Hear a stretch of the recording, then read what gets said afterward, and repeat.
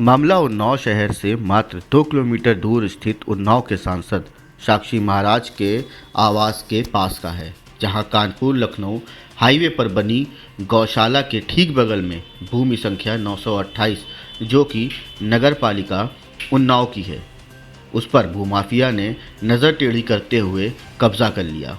करोड़ों की कीमत की 1 बीघा ज़मीन पर बाउंड्री व मकान बन गए।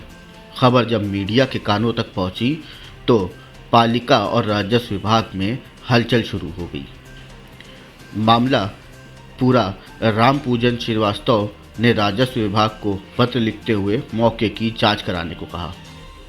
इस पूरे मामले में नगरपालिका के अध्यक्ष प्रतिनिधि मंटू कटियार ने बताया कि उन्होंने पहले ही शासन को पत्र लिखते हुए अवैध कब्जे की शिकायत की थी, लेकिन इस पर ध्यान नहीं गया। लिहाजा नतीजा यह रहा कि रातों रात वहां पर इतना बड़ा निर्माण हो गया। मिंटू कटियार ने मानना है कि बिना अधिकारियों की साठगांठ के इतना बड़ा निर्माण कार्य नहीं किया जा सकता है।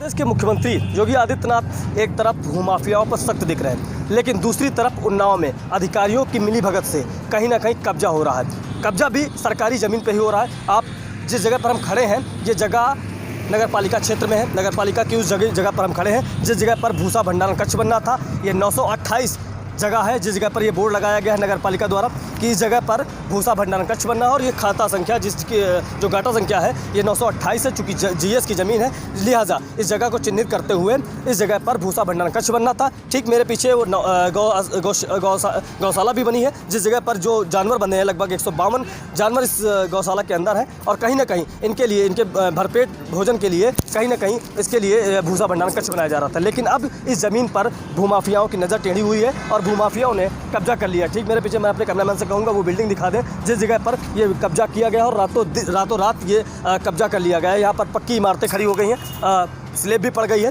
अब जो अधिकारियों से बात की गई है, अधिकारियों ने कहा है कहीं ना कहीं कि इस पूरे मामले को उन्होंने संज्ञान में लिया है और पूरे मामले को राजस्व विभाग को पत्र लिखा है, और कहीं ना कहीं अब इस जगह को चिन्हित करते हुए जो निर्माण हुआ उसको गिराने के लिए भी शायद कहा जा रहा है। लेकिन ऐसे में सवाल ये उठता है कि आखिर रातों रात ये कब्जा कैसे हो गया, क्योंकि ये हाईवे से जुड़ा हुआ है और ठीक कुछ दूरी पर साक्षी महाराज का घर भी है। तो ये कहना आसान होगा कि नगर पालिका और जो नगर पालिका क्षेत्र है यानी प्रशासन की मिलीभगत से ये कब्जा किया गया। लेकिन ऐसे में बड़ा सवाल उठता है कि एक तरफ तो योगी आदित्यनाथ जो खुद भूमाफियाओं पर सख्त दिख रहे हैं, वहीं उनके विभाग के अधिकारी कहीं ना कहीं भूमाफियाओं पर रहम जरूर बरत रहे हैं। अब देखने वाली ये बात होगी कि ये कब्जा कब तक और कैसे गिराया जाएगा। उन्नाव से ब्रेकिंग टुडे के लिए संकल्प दीक्षित।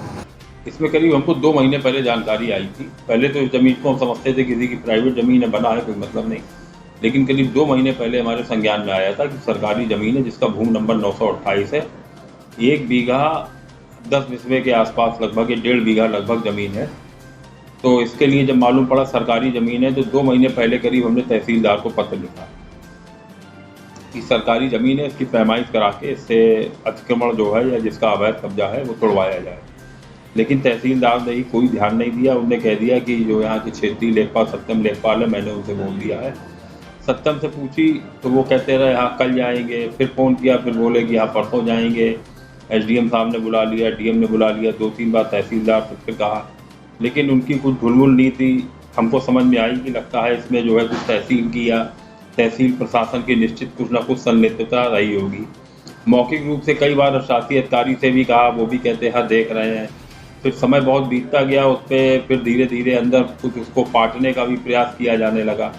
तब उसके बाद हमने इसमें जो है प्रमुख सचिव, मंडलायुक्त, जिलाधिकारी, अपर जिलाधिकारी, सिटी मजिस्ट्रेट को अभी करीब 10-12 दिन पहले फिर हमने इस पर लिखित शिकायत पत्र दिया है कि सरकारी ज़मीन पे कब्जा हो रहा है।